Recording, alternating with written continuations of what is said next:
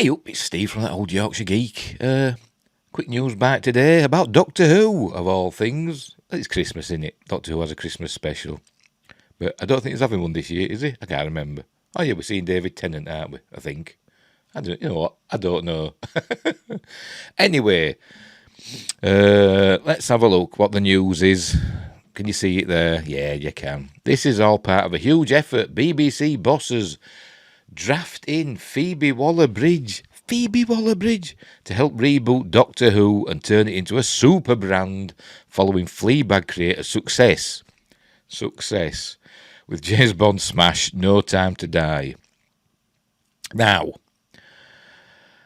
I can say that No Time to Die I did quite enjoy, to be honest. I didn't hate it as much as some people, but it wasn't the best Bond film ever, was it, really? I mean, she didn't write it. She was brought in to sort of like make the script a bit more, female-friendly, more, for a contemporary audience and all that. But anyway, let's have a read of this, what the Daily Mail is saying. Links in the description. Don't forget, like and subscribe and all that cool stuff. It will be mostly appreciatedly. Right, BBC bosses are reportedly set to sign Phoebe Waller-Bridge, or PWB, as I saw her described on the internet yesterday. And people say, what does PWB stand for? And I'm like, Phoebe Waller-Bridge, idiots. To help reboot Doctor Who ahead of the new series. According to The Sun, the Fleabag creator, The Sun, it's a terrible rag. It is a pig in it, that newspaper. According to The Sun, the Fleabag creator, 37, I've never seen Fleabag, by the way. The only experience I have of Phoebe Waller-Bridge is playing the robot in Solo and, her writing duties on No Time to Die. And I think that's about it. That's the only experience I've had with it. Oh, did she write Killing Eve? Is that one of hers? Could be, couldn't it? I don't know. But I did enjoy Killing Eve, but I haven't seen the latest series. Anyway, yes, the first series of Killing Eve had Phoebe Waller-Bridge as the head writer. So I have had experience with her. And I did like Killing Eve, I must admit. Where were we? Fleabag. Right, Fleabag creator, 37. Impressed producers after being drafted in to help give James Bond's 2019 No Time to Die script a modern twist. I mean, I don't know what she did, but I don't know what in the original script was the new 007. Was that in the script or was that one of Phoebe Waller-Bridge's additions? I don't know. Which I didn't mind, to be honest. I didn't mind the film. I quite enjoyed it, to be honest. I thought it were apart from the very end, spoilers, James Bond dies at the end. I thought it were a good wrapping up of the Daniel Craig James Bond series, because his James Bond is like a separate universe to all the other James Bonds that we've seen, which were all loosely connected, but not really. This was like a totally, all-encompassing, enclosed universe from when James Bond first became a 00 to his, sacrifice at the end. And I didn't mind it. And I still say my favourite Daniel Craig James Bond film is Spectre. And a lot of people say, what? And I do. I love it. I love that film. Where were we? Right, it comes as the series will see Ncuti Gatwa, 30, take on the role of the famous Time Lord, and its budget swelling to £10 million per episode, thanks to a deal with Disney Plus. 10 million. So I hope it's going to look really, really good. I mean, I know it has looked pretty good ever since Russell T Davies took over. Gone with the dodgy effects and wobbly scenery and stuff like that we knew and loved in the past. But at £10 million per episode, it'd better be like, Game of Thrones quality, that sort of thing, House of the Dragon, the Star Wars series, them sort of, basically movie quality. That's what we wanted, isn't it? And there she is. There's Phoebe Waller-Bridge. What's she got on her head there? Is that a birthmark or a bruise, or is it some fashion accessory? I don't know, but there she is anyway. An insider told the publication, The Sun, This is all part of a huge effort to deliver a huge reboot of Doctor Who and turn it into a global super brand on a par with Star Wars and Marvel. But as part of that reinvention, they also want writing which will match the investment they're making in the show, and Phoebe is now considered one of the best in the business. By the way, did you see her in the trailer for Indiana Jones and the Dial of Destiny? Terrible title. To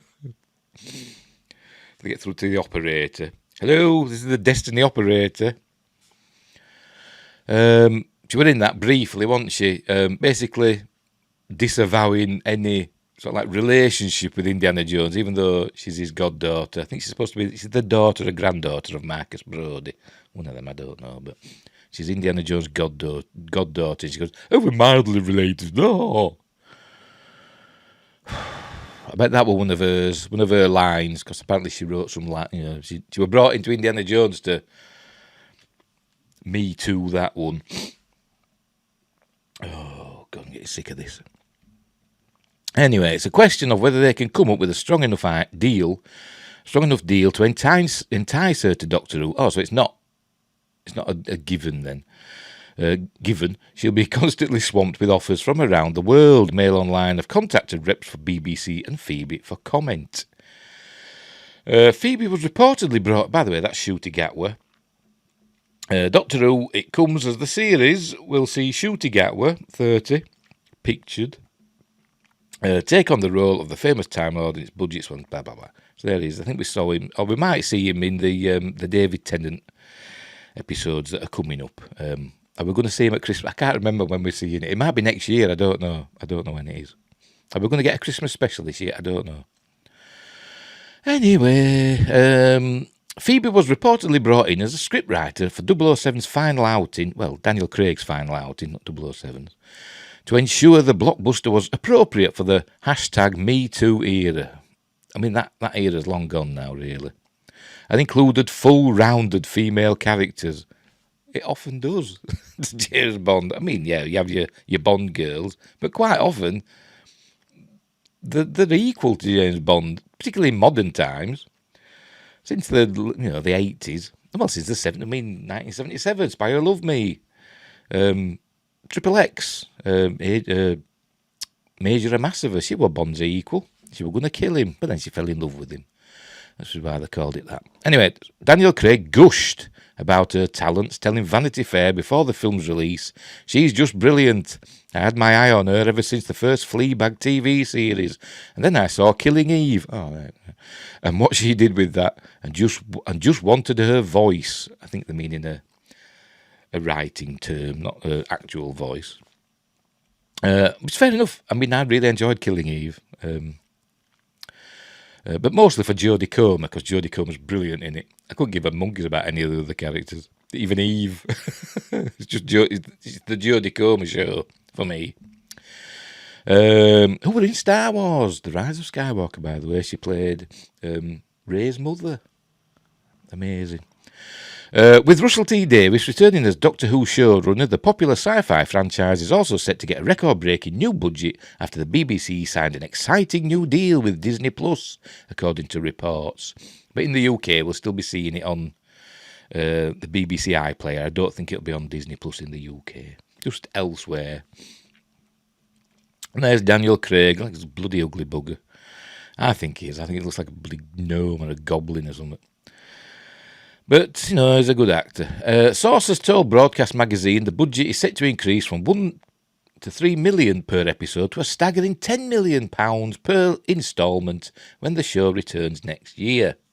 Oh, right, it's next year. Not having a Christmas one then. One source told the publication, they could have done a special one for Christmas or the New Year, couldn't they? Maybe they've got a secret one that we don't know about. One source told the publication that the ramping up of production values and investment from Disney Plus is an attempt to help the show find success in the US. The reported budget will break BBC records and see Doctor Who become its most expensive series, surpassing the previous record holder, His Dark Materials, which had a budget of around £6 million per episode due to its HBO collaboration, which I've never seen. Never seen it. The only thing about his dark materials I've ever seen was that film, The Golden Compass. Coincidentally, also starring Daniel Craig. There you go. And I did quite like that, to be honest. But I've never seen his Dark Materials series.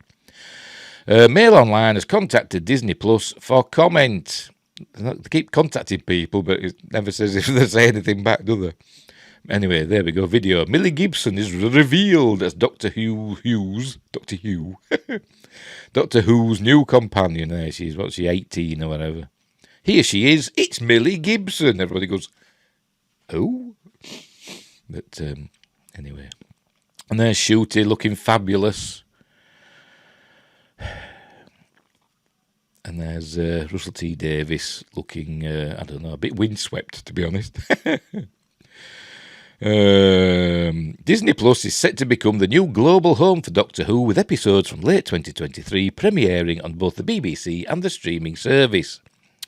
Russell T Davies said of the collaboration, "I love this show and this is the best of both worlds." By the way, when I said it's going to be on the BBC iPlayer, it's going to be on BBC One as well, normal TV.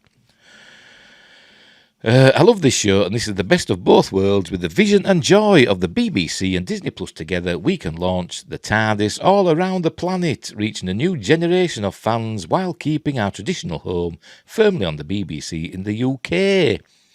As reports of more money being pumped into the show, the BBC have already secured huge names for its big 60th anniversary in 2023, including Neil Patrick Harris, starring as a mystery villain. I think some people have said he's going to be the cosmic toy maker. It's from like before my time. There he is. The actor, 49, is that all he is? Bloody hell. Will play the greatest enemy the Doctor has ever faced, with fans convinced, and there we go, that he will take on the nostalgic villain, the toy maker, during his guest starring stint.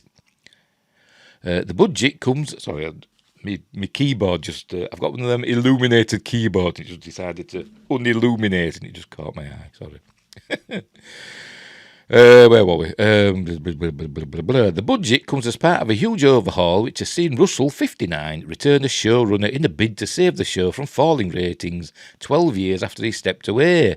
Jodie Whittaker's final episode pulled in just 3.6 million average viewers, with a peak of 4 million according to overnight rating, because she was bloody horrible. And, well, the old Chris Chibnall era were bloody horrible. Her last hurrah, which it won't, as the Time Lord, proved more popular than the New Year's special, which racked up just 3.2 million average viewers with a peak of 3.4 million. I didn't see it. I didn't watch it. I haven't watched any of Jodie's Doctor Who's since, I think I maybe saw the first 2 or 3 episodes, maybe. I think the last one I saw was that Spiders in the UK, whatever they called it, that one. I think that was the last one I watched, I think. Anyway, that's it. That's your lot. And there's Jodie with a gob open, but not quite as wide as normal. She's usually like, isn't she? I didn't like her. Not because she's a woman, but because she was crap. The writing. Actually, I don't mind Jodie Whittaker, to be honest. I thought she was quite good in Attack the Block. She was all right in that. It's the writing in it. It's Chris Chibnall, really. It's his fault. He was the showrunner. So the book stops with him. Right, so there you go. So Phoebe Waller-Bridge, maybe, according to The Sun, being brought in to save Doctor Who. You know what, she might do well, because I did like Killing Eve. And I did like No Time to Die, but I didn't like her in Solo, a Star Wars story. But that's not her. She was just the voice of that robot, wasn't she? I can't even remember the name of it. Was it L7 or L337 or something? I don't know what they called it. The one that they decided Lando Calrissian were having an intimate relationship with. Groinal attachments and all that, I assume. But that's Jonathan Kasdan, isn't it? Jonathan Kasdan, was the co-writer on that. And he seems to have a bee in his bonnet for that sort of thing. Because his Willow series has got to have, a diverse cast, obviously. It's fair enough. But it's also got to have, LGBTQ representation, which, also fair enough, but, not just for the sake of it. Anyway, whatever. So there we'll leave it there. Phoebe Waller-Bridge, will she save Doctor Who? Is it true she's coming on board? Don't know. £10 million an episode. Crikey, I hope it's good. I do hope it's good. We'll see what happens. Imagine what the Daleks will look like with 10 million quid to spend on them per episode. Anyway, we'll see what happens. Right, we'll leave it there. So, thanks for watching. Merry Christmas. I'm going to say that every day until the day arrives. Wherever you are in the universe, look after each other. And until next time, I'll say